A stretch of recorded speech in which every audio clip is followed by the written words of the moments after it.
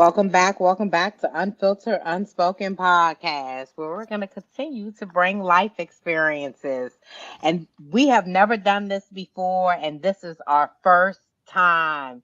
We want to welcome Melodie Graves back. We have a whole new separate setting for her that we are about to dig in. And we're going to come up really quick, ask Melodie to introduce herself, and then Sid is going to kick off the first question.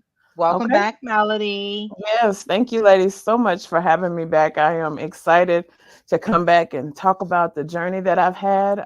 Again, my name is Melodie Graves.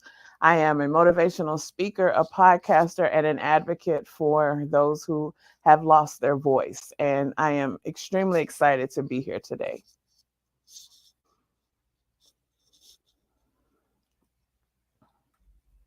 All right, and thank you so much for joining us again. Yeah. We are glad that you are back.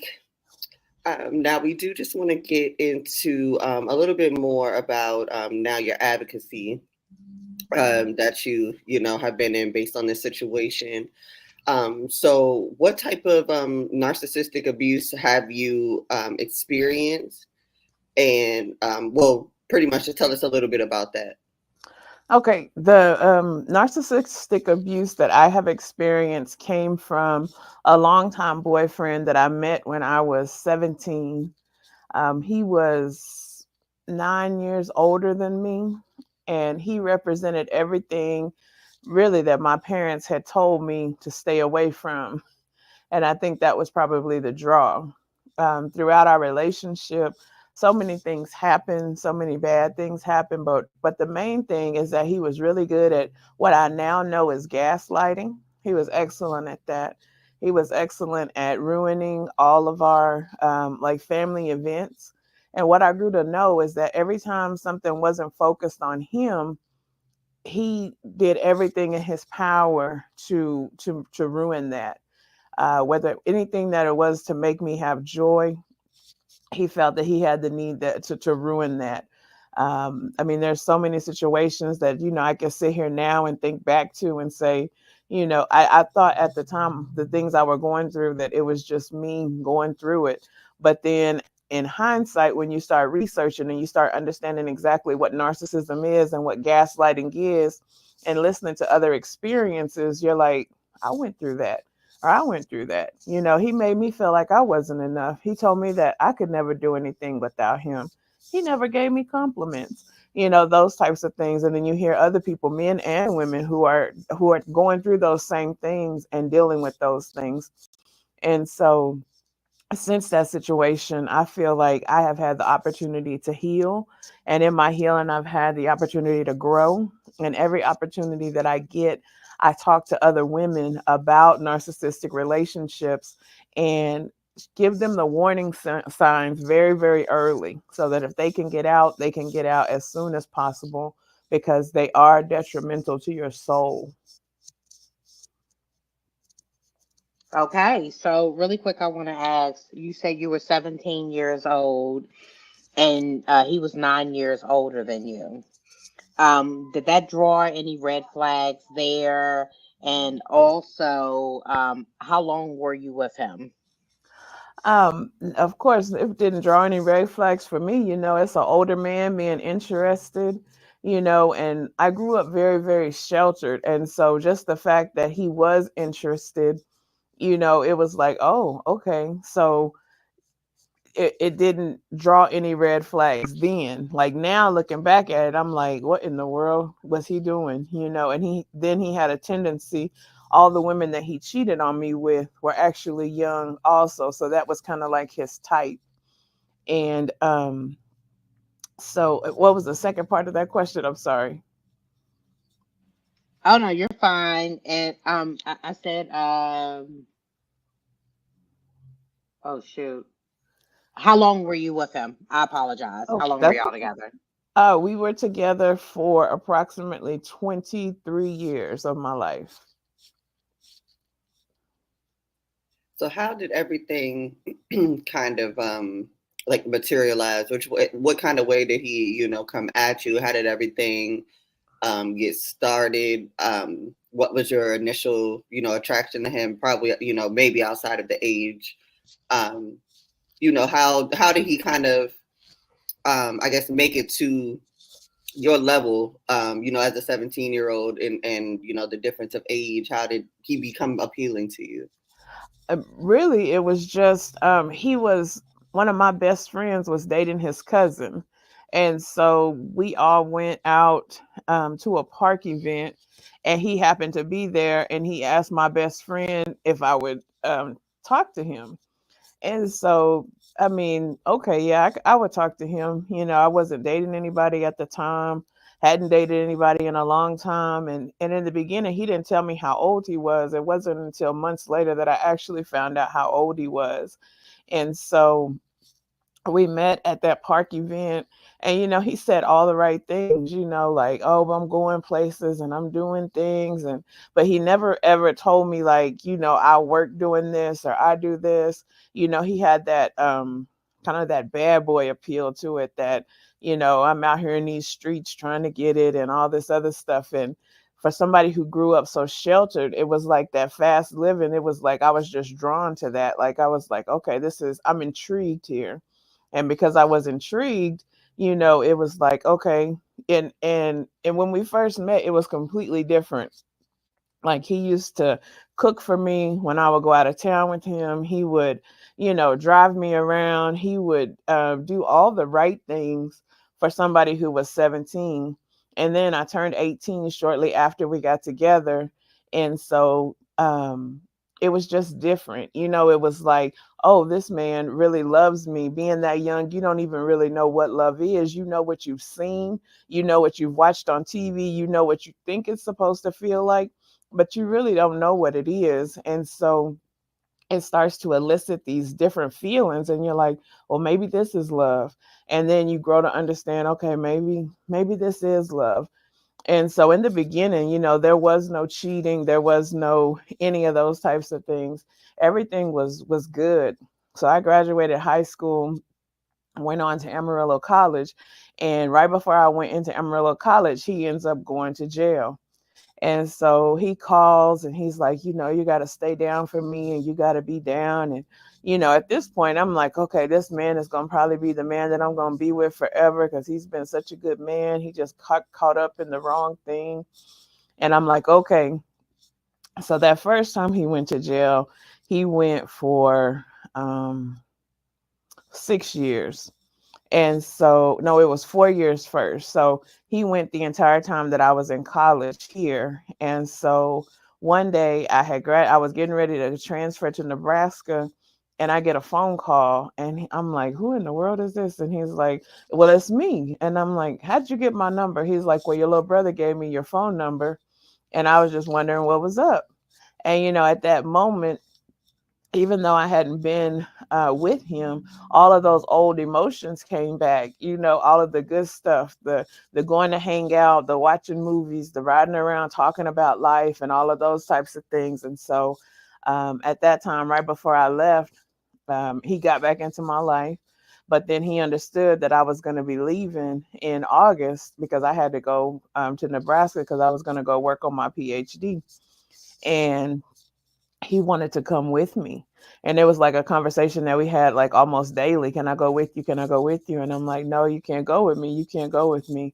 Because I felt like it just wasn't right for me to take him with me and be trying to take care of both of us at the same time.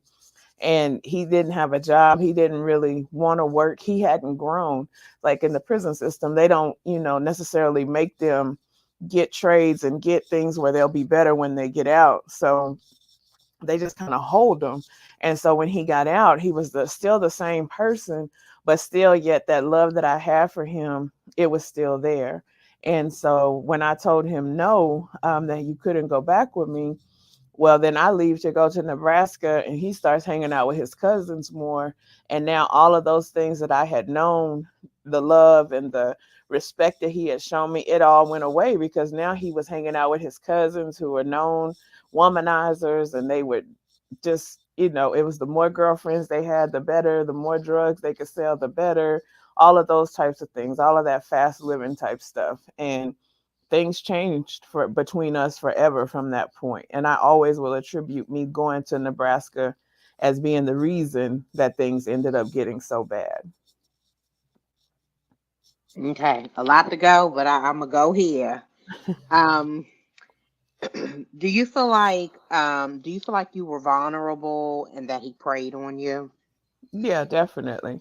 Definitely. Years later, because like his family, when I came back to Amarillo, his family would live with me. Nobody wanted to pay any bills, any of those things. But one night I was in my room and they were in there playing dominoes and just smoking and all this other stuff. And I heard one of them say, that's how we do. We look for the ones with the low self-esteem and we break those bitches and we tell them that they're not nothing, and we build them up the way we want them to be, and then that's why they love us so much, because they think that we love them. And I really thought about that. Like, that stuck with me forever, because I was like, is this what he did?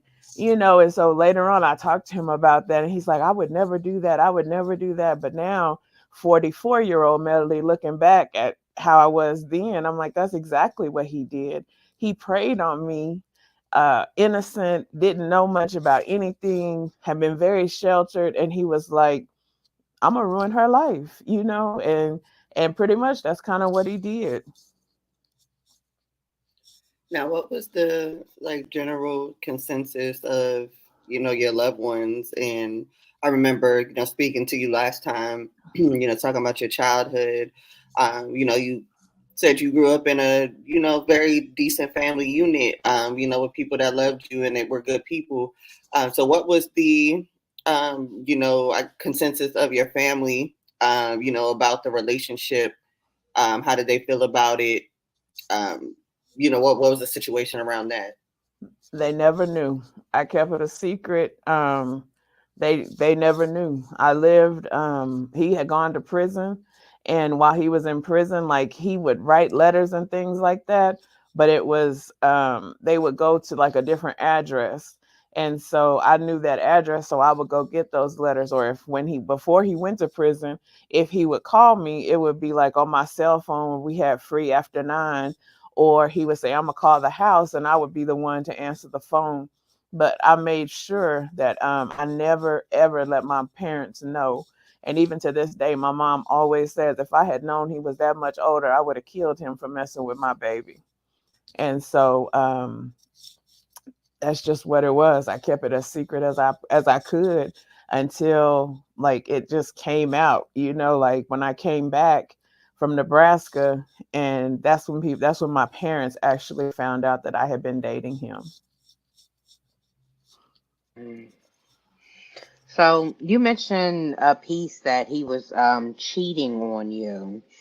Why did you keep going back to him after finding out he cheated on you?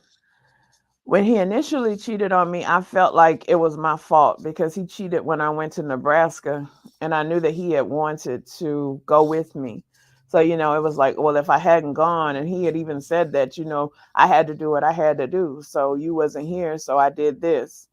And so at first I thought it was my fault, and then I thought, the girls he was cheating with, they were, maybe they, in some way, they made him feel more different than I did. Maybe they were prettier, or maybe they had better goals or had accomplished more, but none of those things were really, really it. They made him feel like they needed him, and I never did. I just wanted him, and it was very, very different.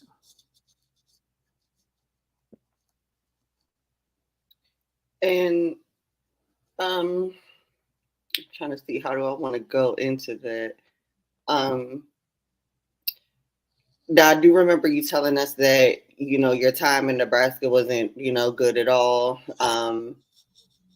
just based on the climate while there. Was there any time he maybe came to visit, or did being apart kind of heighten what you disliked about being there as well? I think it did. It had a lot to do with it, because I was consistently getting phone calls about things that he was doing, He was hanging out with people who I knew what they were doing. So, birds of a feather gonna flock together. And I couldn't focus on my work, for he would want to call, and he was one person who loved to argue, because he thought, if I can get you to argue with me, then I know that you still have feelings for me in some kind of way. If I can engage you into an argument, then I can keep your mind off of what you needed to be on and keep it on me. And so we were constantly arguing. So I'd have a big paper due, and it's like he knew. He would call and be like, "Oh, you down there messing with somebody else, ain't you?" And then it would blow up into this big thing, when actually he was down here and had 2 or 3 females of his own.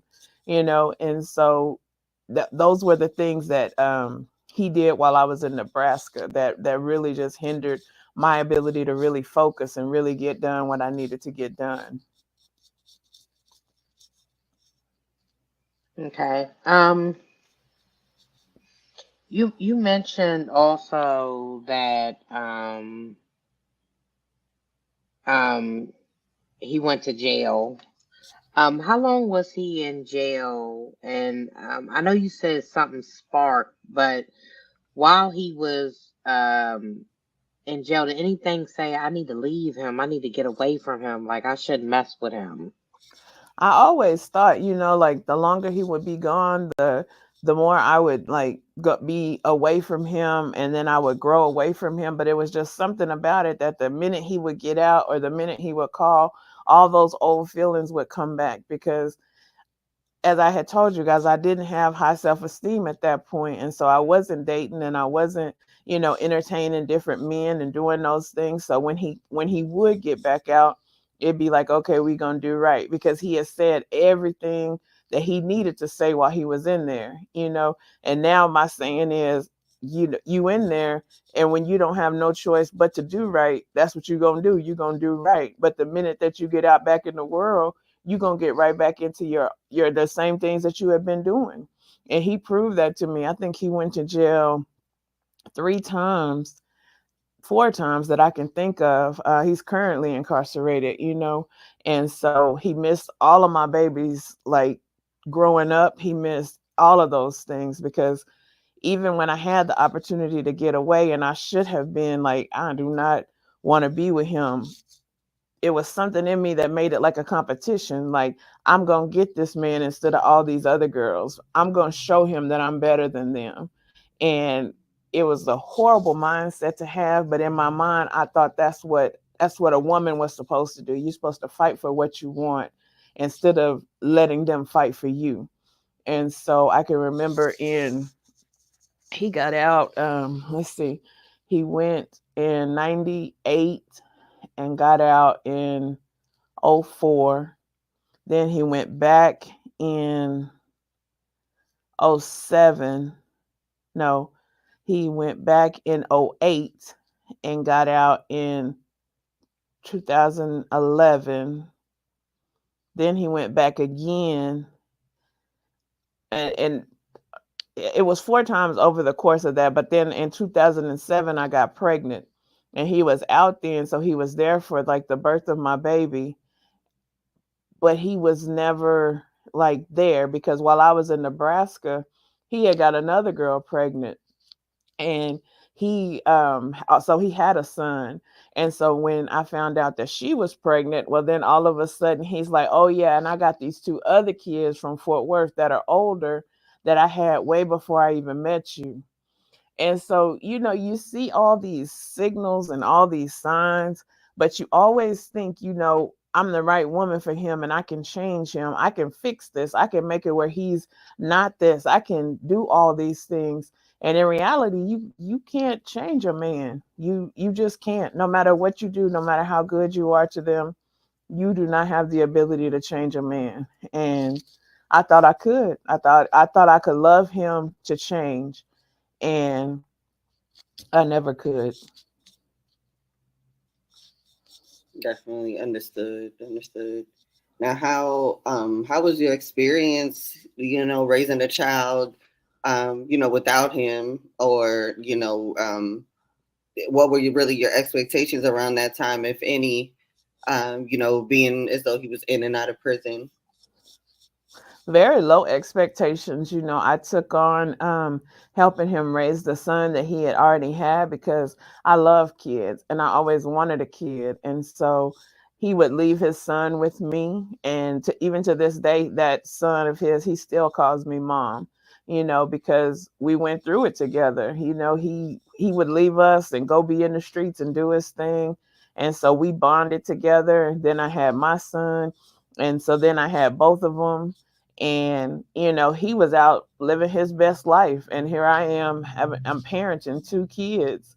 And it was hard. It was hard trying to make it. It was hard trying to figure out, where I'm working a full-time job, I'm taking care of both kids, I don't have a social life. All my friends left me because they like, you so stupid. I wouldn't stay with him. And he did this and he did that. And so I went through this thing where I just lost all my friends. And they was like, we just not going to tell you nothing else. We see him out here doing this and doing that, and you don't want to leave. So basically you just get what you deserve.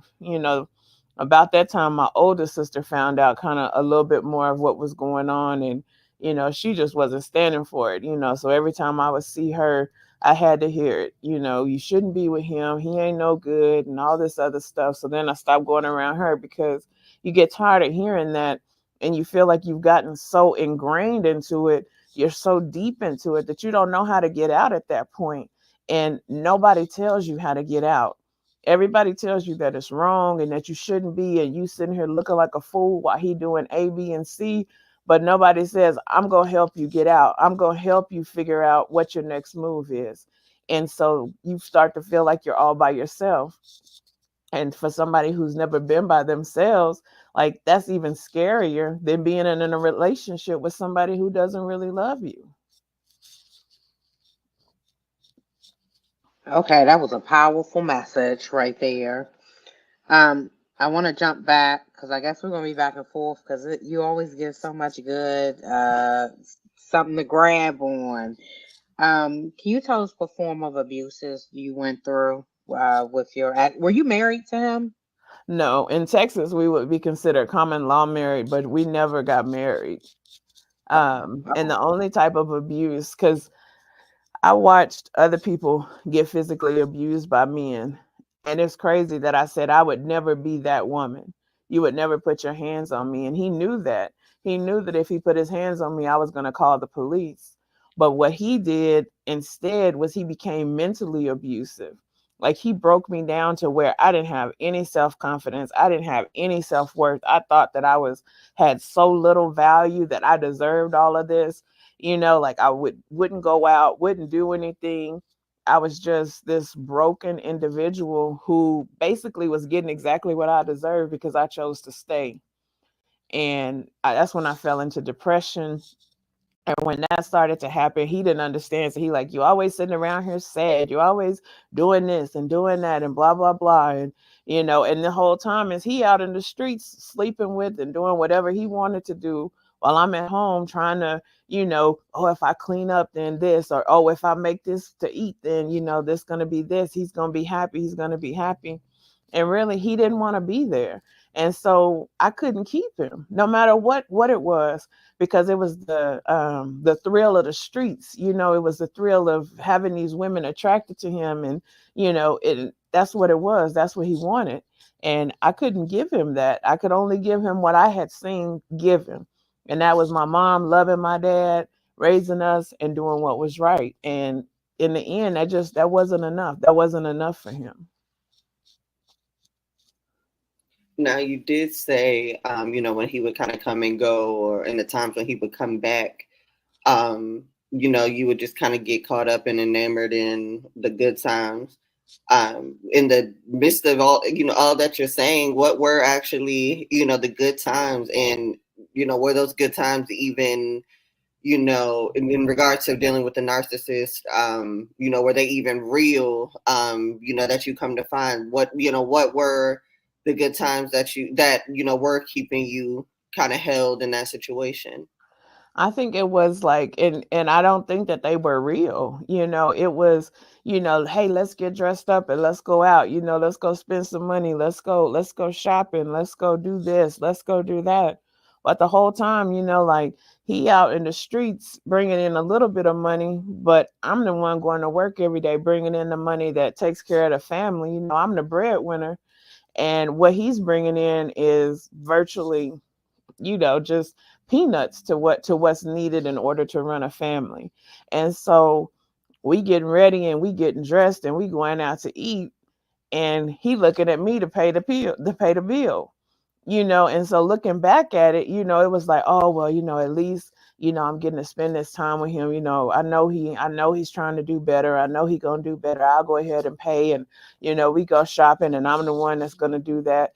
And now, like I look back at it, like you were just an idiot. Like why would you do all these things when you knew he wasn't gonna change? And in my heart, I honestly felt like I can love him past this, because he always talked about his grandma and how his grandma's love could make him do anything. And I always thought, okay, if I can love you to the level that your grandmother loved you, then eventually you're going to get out them streets and you're going to do right. And you're going to love me the way that I deserve to be loved. But in reality, that was never going to happen.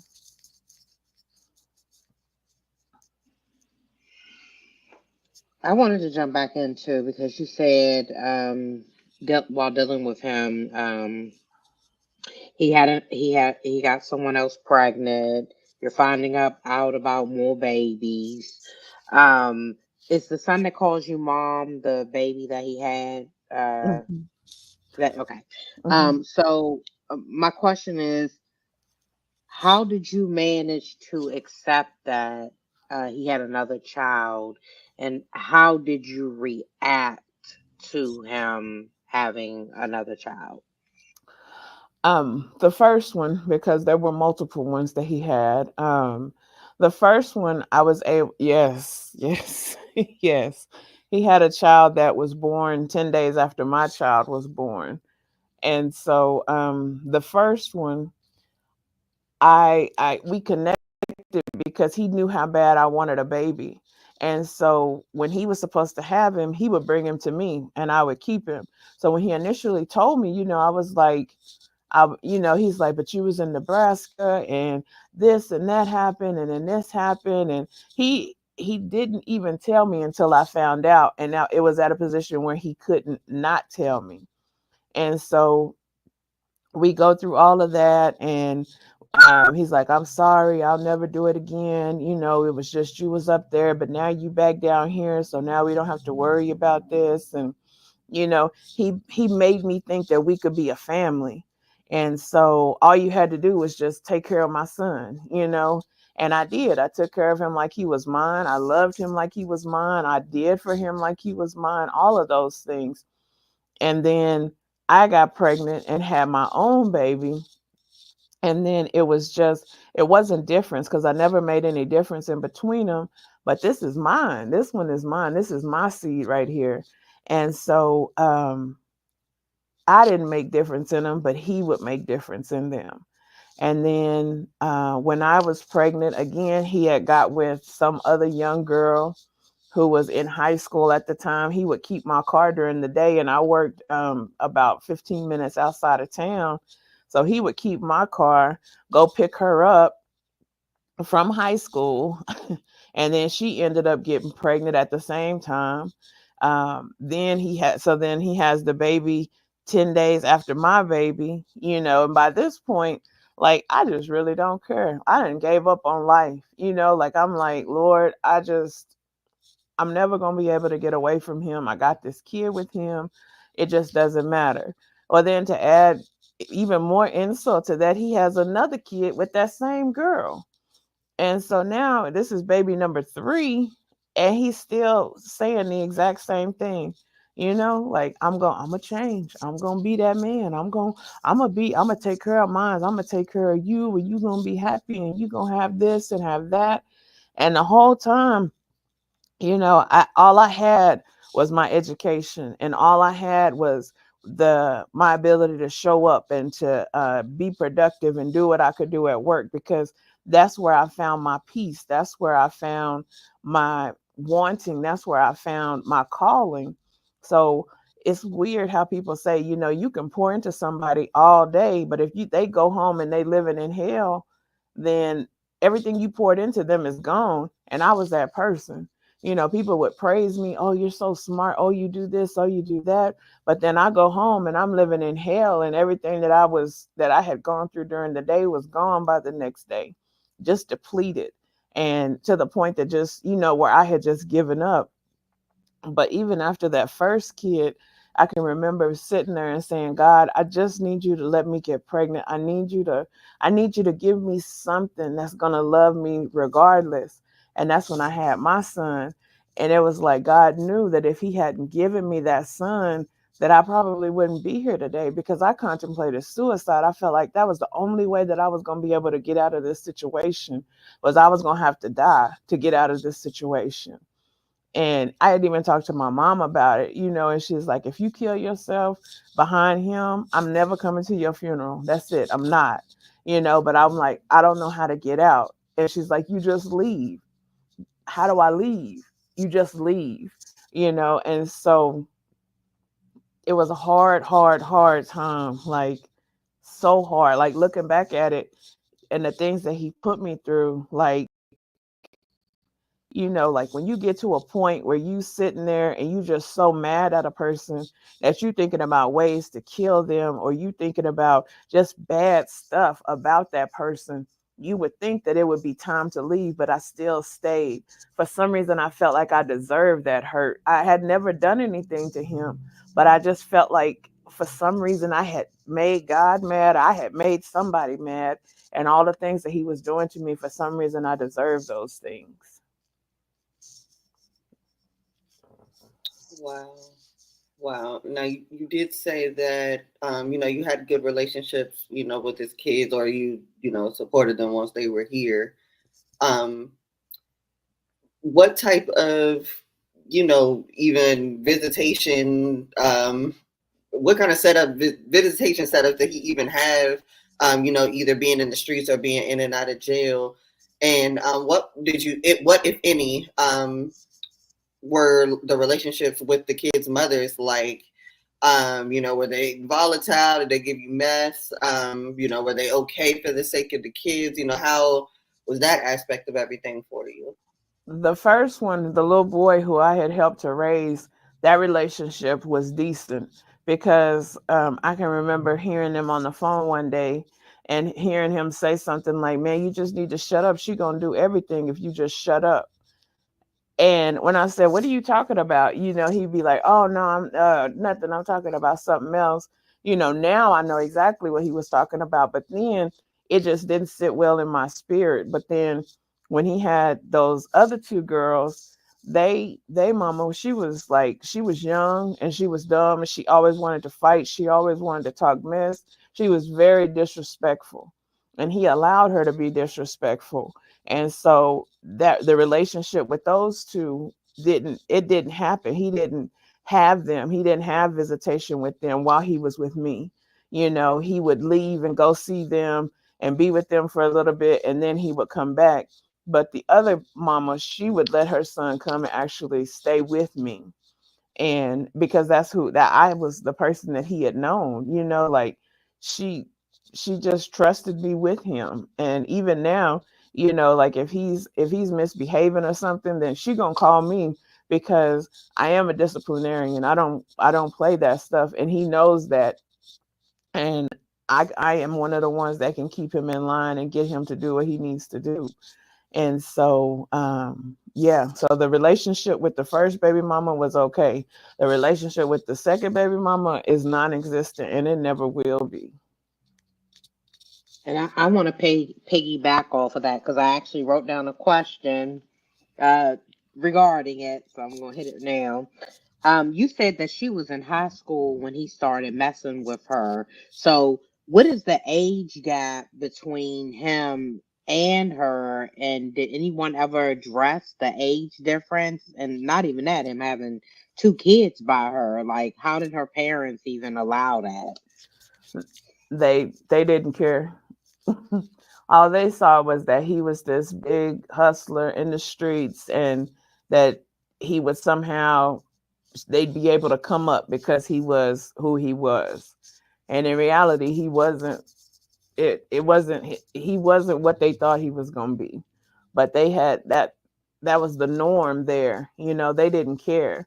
And their age difference, like if we were, let's see, she was at least 6 or 7 years younger than me. So she was, I mean, technically he would have been old enough to be her dad at one point when they were together. And it was fine, like they would go places together, they would do stuff, they would all of this stuff together. And nobody seemed to have a problem with it. But that's kind of like what his crew did. His whole crew did the same thing, like they were all liking young girls and stuff like that. I can remember arguing with him and just yelling at the top of my lungs in the middle of the club, you better watch your little sisters, because this dude right here, he will take your little sister and turn her out, because that's what he was doing. He was taking these young girls who didn't know anything about life and taking them down through there the fast way.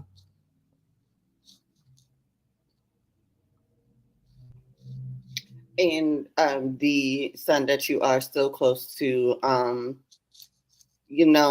is any, basis of the relationship, do you guys still talk? Do you talk about that at all? Or, have you just kind of formed your own relationship where it just doesn't really matter? Or do you still support him, with either the in and out of his father or the absence of his father? No, when we broke up the last time, we were all living together. So it was my son and his son, so our sons, and then it was me and him. And when we broke up that last time and he left, he took him from me and he said, "You ain't his mama, no way." And that hurt me very, very deep, because I had been there for this young man for since he was born. Like when he was teething, I was there. When he was needing to go to the doctor, I was there. When he was everything that he needed, I had been there. And for him to say this, well, you ain't his mama, no way, that really hurt me. And so we still have a relationship where he can call, but he doesn't call all the time. But he knows that if he needs something, that and I got it, that I'll give it to him. Or if he wants to get into school, like I've been trying to get him into school, I can help him do that. His dad didn't make him go to school, so he dropped out of high school. So I've been trying to help him get his GED, trying to help him get a job, trying to help him not do the same mistakes that his dad did. But when he wasn't with me, that's all he was around. He was surrounded by it. So now it's like trying to break a lifestyle and encourage him that, yeah, you might make all this money standing on the block, but they could come and take that money. If you come over here and do this, yeah, it's going to be kind of slow money for a little bit, but they can't take that because this is honest money. This is an honest living. This is what you need to do in order to make sure that you have a future. And so, no, we don't talk as much as we used to. Him and his brother don't talk much at all. So it's a process. You have to go through it, and sometimes the Band-Aid got to be snatched off instead of just pulled off little by little.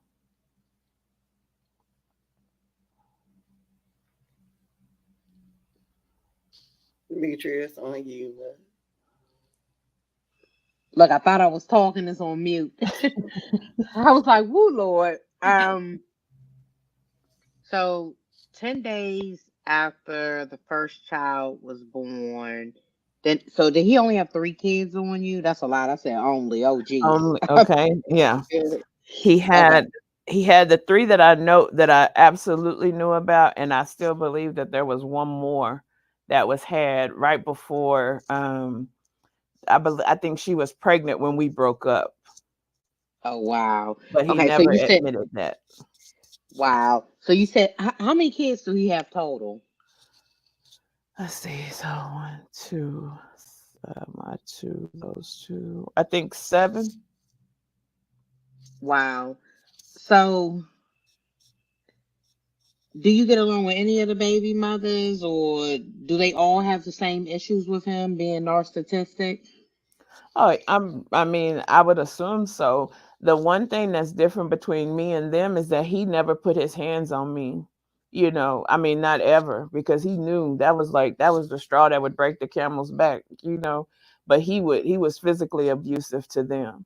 And Oh, even to the point wow. where some days like the mental abuse got so bad, I was like, I wish you would just hit me, because at least if you hit me, I know after you hit me, that then you nice to them. So maybe that's gonna make you just be a little bit nice to me. But the mental abuse is what, like, it stays with you. It's just there. And but he never put his hands on me, but he slapped and hit all of them. Like they used to fight like they was me and some of them. So yeah. And how would you say, um, you know, this situation, how did that directly reflect what it is that you do now and, the platform that you use to help others? It gives me the motivation that I need to see these things happen. Because when we finally did break up, because like I used to do like a lot, like I would stay busy, so busy. Like I for a while there, I worked from 8 to 5. Then I had me a part-time job where I would work from 6 to 10, just because I didn't want to be at home. And when I wasn't at work, I was doing community stuff. And when I wasn't doing community stuff, I was finding something while I just wore myself down. And so I ended up in the hospital. And at that point, it was like, okay, this is enough. Enough is enough. Like I'm done. I'm done. And I can remember my mom coming to my hospital bed and saying, "If you don't leave him, he is gonna end up killing you." And I said, "I know, Mama, I know." Well, my mama, being who she was, she went to the house and she told him, "You need to leave and you need to never come back. You need to never come back anymore. We'll take care of Ashton, but you never need to come back here, because you're not going to be the reason that my daughter dies."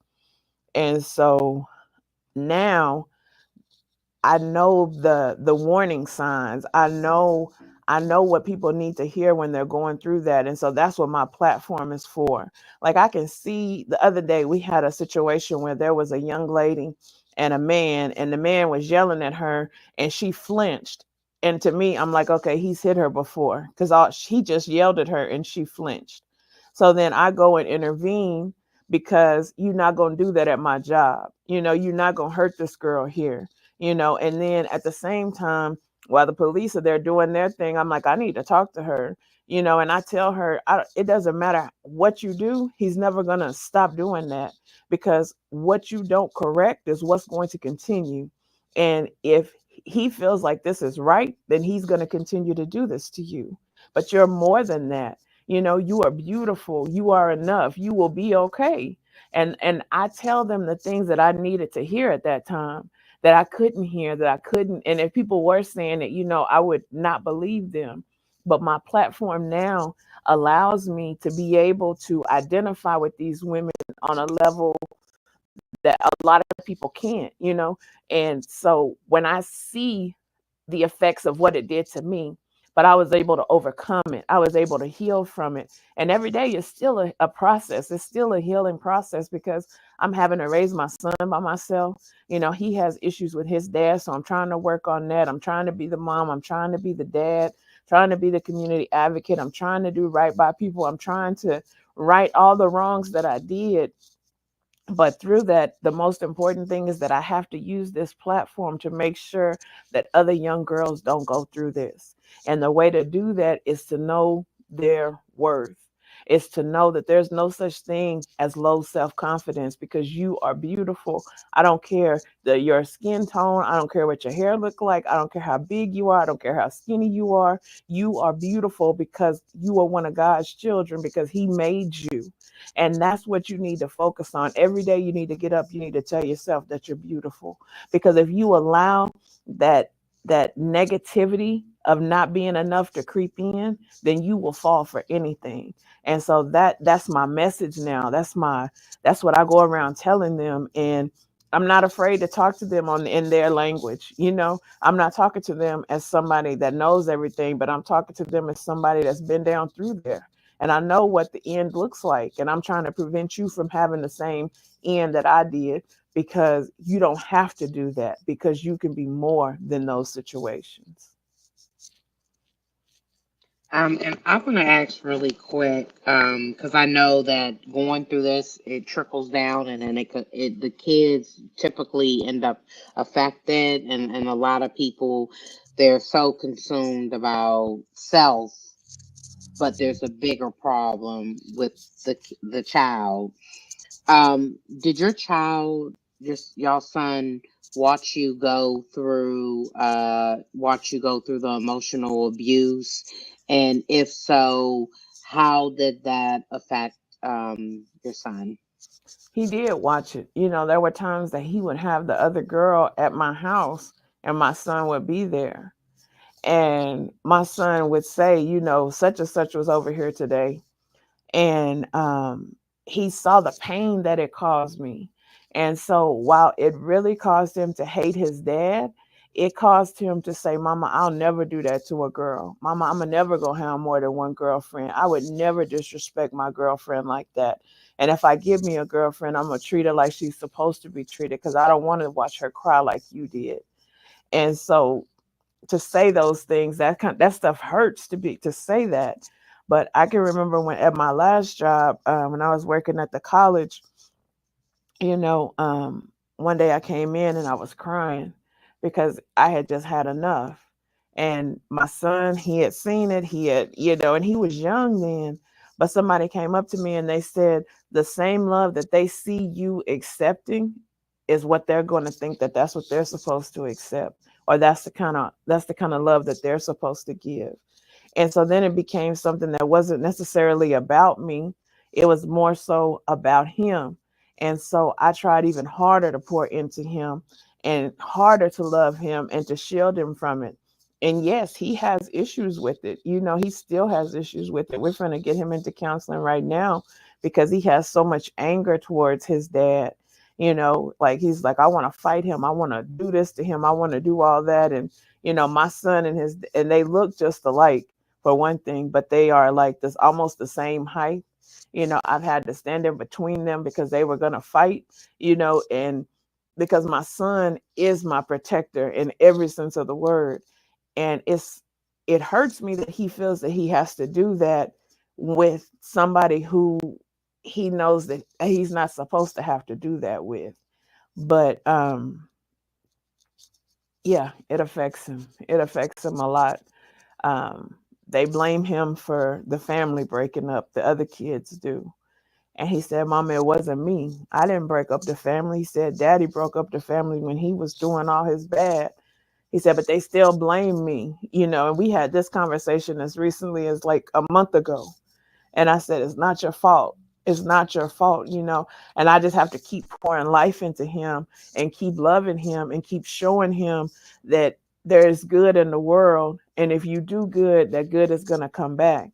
But also at the same time, I have to channel his anger, because his anger is to a point where sometimes I'm the only one that he'll listen to. He gets that mad, he zones out that much. And I'm like, Ashton, you need to calm down. It's going to be okay. But one day, what if I'm not there, and then he do something and he hurts somebody, all because he's mad at this person who he saw mistreat his mom. I had my question and I lost it. But um, at what point, did you trust yourself to make right decisions regarding relationships again? How long, after did it take you to try again, or to trust someone or let someone in your space in that manner? Um, Again, I am not a good relationship picker. And so I realized that because then the relationship that I did get in, he was with somebody else. And so then he passed away. And when he passed away, I said, okay, okay, I'm not going to get into another relationship until I fix myself. And that's when I had to like really be by myself, really think about myself, and really start to work on myself. So it's been it's been 5 years since I've been in a relationship with the man, because I need to work on Melody. I feel like that my king is out there, but if I was to get him right now, I'm going to mess it up. So I need to make sure that I'm right before he comes, so that I know that when he do come, that everything is going to be okay. And so, and really, like, I have to focus on my son right now. I feel like I spend so much time not focusing on him that I can't bring a man into the situation right now, because then my focus got to be on my son and the man. And for once, I need to focus on what I know loves me, and I know my baby loves me, and I don't have to ask questions about that. I love that, and I wish more mothers were like you to think about the child, put that focus there. I think that's probably one of the biggest issues when trying to move forward, when mom and child or dad and child could be either way, that form of trauma. So that's very important. I want to ask real quick because I don't know if I heard right, but I just want to ask, and if I'm wrong, please, please correct me. Did you say you were pregnant a second time No, or just once? Just just once. once. Hmm. Okay, so he had the second child. Okay, Yeah. all right. Hmm. Um, I wanted to, so I'm gonna jump into the making you. What was the push to make you feel like you wanted, you felt suicidal? And I also wanted to ask, did you ever in any position attempt suicide? I I've always dealt with depression. And so it was like one of those nights where you're just like, I'd probably be better off if I just wasn't here, And so I never attempted it. I thought about it. I thought about it, thought about it, thought about like how to do it, um, what I would do. But ultimately, what kept me here before my son was my parents, and the amount of pain that it would put them through if I were to do that. The people who had stood by me the most, that was what made me not do it. It wasn't enough to make me get out of the relationship, but it was enough to make me keep going, because even if they didn't agree, with what I was doing, at least I was here and able to be here. And so there were many times that I was suicidal throughout the 20 years that I was with him, 23 years. um but your sadness turns to anger, and it turns back to sadness, and then you think you crazy, and then you think you dumb, and then you go through all of these emotions, and you don't know how to deal with them. And then I can remember, my dad was a preacher, and so they put me in charge of like testimony service kind of. And so the music would play, and I would just start to speak. And when I would sit down, I wouldn't even remember what I spoke. So I knew that it was God speaking through me. And then one day I recorded it, and I listened to it, and I listened to the words that I was saying, and I was calling out for God to help me to allow me to leave this situation. And that became my prayer, like every single Sunday that I got up there. And it wasn't just for me, but it's somebody else in a situation right now that they want to get out of, and they feel like they're not strong enough to do it for whatever reason. But God, can you step in and give them a way to do that? And so I started working with the church more. I started trying to pray more. But again, you have great time at church, you pray, you with the Lord, then you go home and you go right back into survival mode. And so just throughout that journey, it was some highs and it was some lows, and it was some days that I want to give up. And I look back on those days and I say, Lord, I'm glad I didn't give up, because if I had given up, I wouldn't get to see my 16-year-old right now, and I wouldn't get to have accomplished the things that I've accomplished. And I feel like that's my testimony. My testimony is that in spite of everything that I went through that was meant to break me, It didn't break me. It made me stronger. It made me wiser. And it made me have the ability to help other people to not have to go through those things. And in your, advocacy work, what have you found, or what area, just in general, needs the most, work regarding either choosing the right person or not coming into these types of harmful behaviors that make you behave these ways towards people? What have you found in your, work that we as, a community or world need to work on? I think as Black women, we are the least valued and most valuable asset to any equation that we are put in. But yet, we are the ones who have to fight for our place at the table more than anybody else. And so, Black women definitely, but women as a whole. And so, it starts when they're young. People assume, well, you're my kid. Of course, I love you. Of course, that I think you're beautiful. But we have to normalize vocalizing those things so that these kids hear that, because what happens is they start to go around seeking those things, needing those things, wanting those things, and then they end up getting it from the wrong place. And when they get it, it's like, ooh, it's a relief. I got it.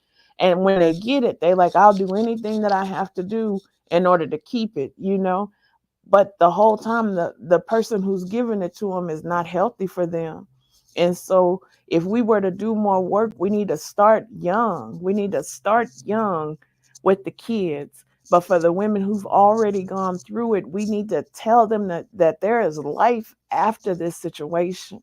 A lot of people think, if I leave him, I'm not going to make it. If I leave him, I'm never going to find anybody else.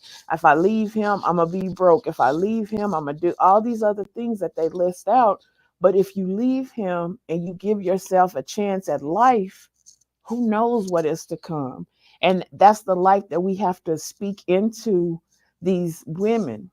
And as for the men, I've started going into the men's prisons and talking to them about second chances, but more importantly, talking to them about the women who they left behind, the women who give up their life to stay down for them, and how they need to treat those women when they get out. Because they didn't have to do that. They didn't have to stick by your side, but they chose to. And because they chose to, the least you could do is either do right by her or leave her alone. And I say it to them just like that, because they don't understand the philosophical way that you've learned how to say it. They need you to be hood with them because that's what they understand. And being able to have that ability to change how you speak in different groups to different people is something that I feel like I do very well. I can talk to little kids about what it's like to be on the street, but I can also talk to them about what it's like to be a college graduate. I can talk to you about what it is to look over your back and worry about the police coming because you're doing X, Y, and Z. But I can also talk to you what it's about making good money that ain't nobody gonna be able to take from you. And so being able to do those things, that's what we have to do. We have to make ourselves available. And people are so consumed with themselves, and we can't do that. That's what's wrong with the world. People are so busy with their own self that they don't have time to give to somebody else. They don't have time to listen to somebody else. But sometimes that listening ear could be what changes everything for somebody. Amen.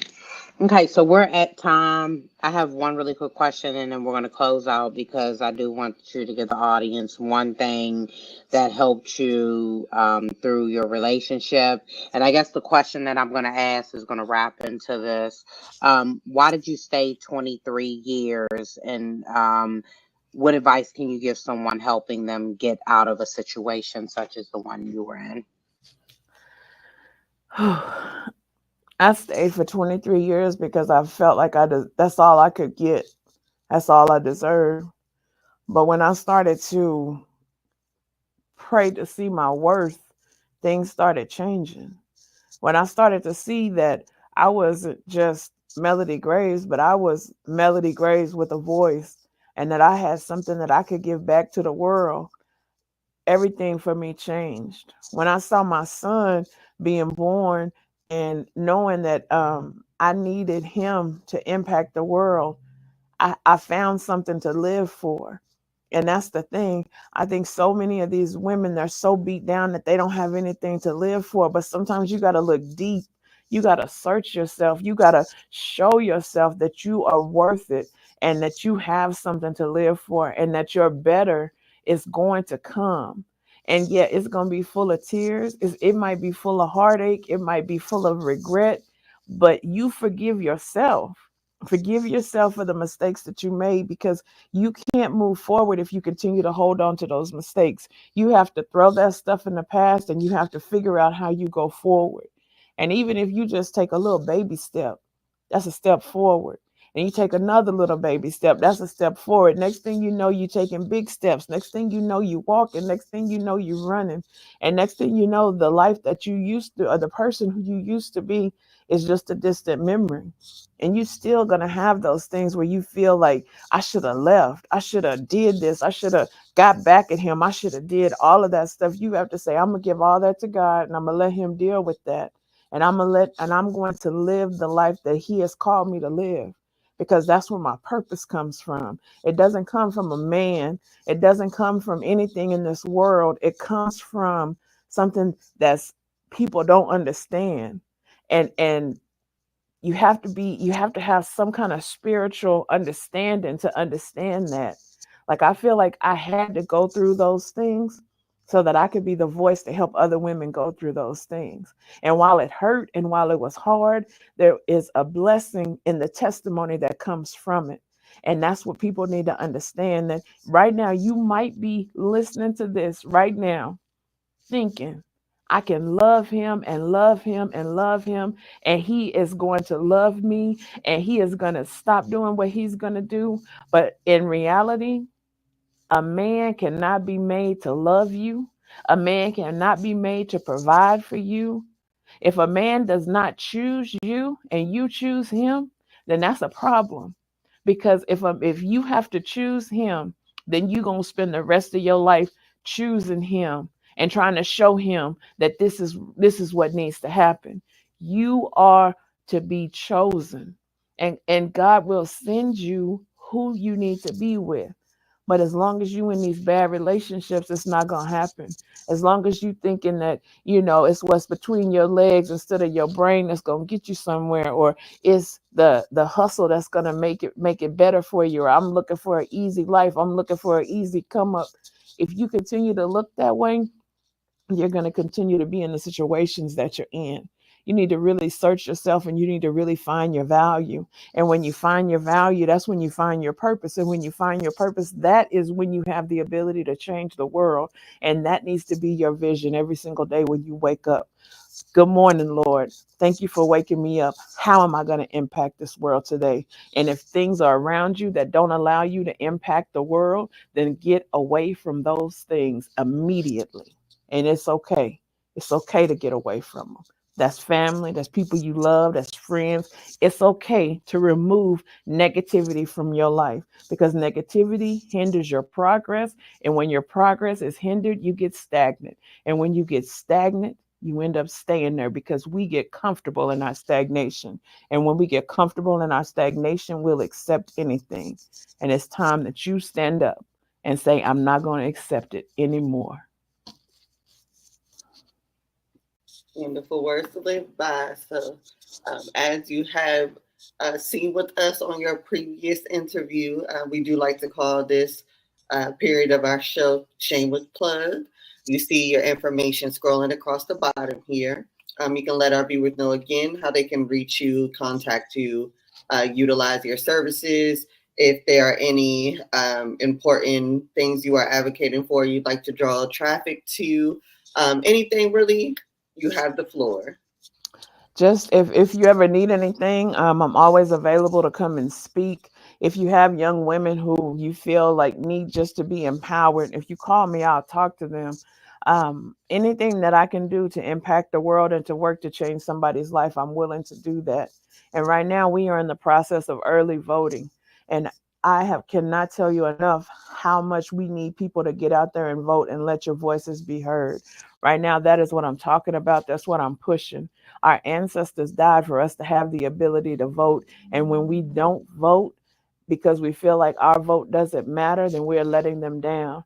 And so don't let them down. Don't let them down. And you can reach out to me. All of my stuff is there at the bottom. You can find me, instant message me, email me, whatever you need to do. Get in touch with me. I feel like there's an anointing in my life, and I want to share that testimony of overcoming, that testimony of resilience. Remember, the diamond started off as nothing, and through the pressure, it became something that is so sought after and very expensive. And one day, that's going to be all of us. We're all going to be that diamond. And so, I encourage you to contact me. Look at my website. If you'd like me to come to your place of business, your anything, I will definitely be able to come. Thank you.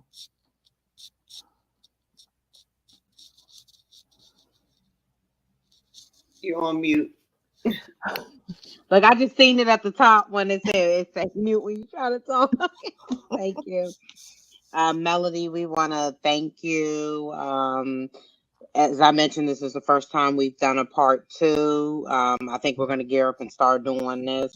So it's definitely a honor because we never know what we're going to get when you come on Unfiltered, Unspoken podcast. It can go any way. As we close out Domestic Violence Awareness Month, I know both of us were survivors of domestic violence, so it's big to bring awareness to the issues that stand. And the purpose of this is for anyone, men or women, that are going through a domestic situation. You have a choice. You have a choice, and you have a choice to leave. For many that are in situations where you fear, create an exit plan. And that means that you silently move to escape from the abuser. Melodie is bringing awareness of why not to go through 23 years of abuse, signs of dealing with a narcissist, and a lot of the things that she went through, the vulnerability of narcissists or someone through domestic abuse, preying on individuals that are weak and have low self-esteem or confidence issues. So if you're going through something, it's very important to focus on yourself before you can get into any relationship, because most people, when it comes to domestic violence, are preyed on because of a weakness. Not all of the time, but a lot of the times. And as you see Melodie's situation, this was one of the times. So we hope that you can take what you have learned from today's podcast for anyone that is going through abuse and apply it in your life. And think about the child. The child comes first, and the child is also goes through traumatic experiences. It's not just the parents. So if you could do anything, please just stop and look at your child and all the damage that is causing for your child. If that is any way for you to escape, please let that be the reason, because no child deserves to go through domestic violence along with the parent, nor the parent either. So the fight to stop domestic violence. Let's keep fighting. And I'm going to end this off because, as you see, I didn't mention anything about me. This is the last day. I'm also a survivor of domestic violence. My ex brutally beat and stabbed me 6 times with this steak knife. You have 2 survivors here that are saying, look out for red flags, and you have a choice to leave. And as we are committed to bring awareness, we hope that one day your voice will be a beacon to bring awareness as well. Thank you for tuning into Unfiltered, Unspoken podcast, where we're going to continue to share life experiences. Ain't that right, City Said? That's right. That's right. And Melodie, keep us bringing awareness and spreading to help others. We truly appreciate you and want to give you your flowers. Thank you. Thank you very much. My pleasure. Thank you for tuning into Unfiltered Unspoken podcast. And we will definitely see you soon. Have a blessed day.